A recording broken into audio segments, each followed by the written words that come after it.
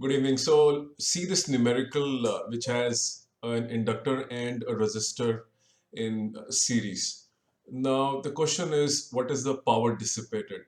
If you recall, power dissipation means the true power. The consumer of power in a circuit, LCR circuit, or in this case, an LR circuit, is actually just the resistor.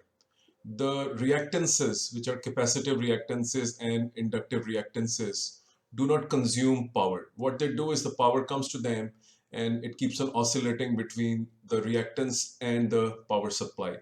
So if you read the question carefully, it says power dissipated. At that point of time, you have to decide this is a case of true power and hence the power consumed by the resistor. Also remember the two are in series. So first you need to calculate the IRMS using V by Z. That will give you IRMS. The current in series is same and therefore you can use I square R to calculate the true power. Thank you very much.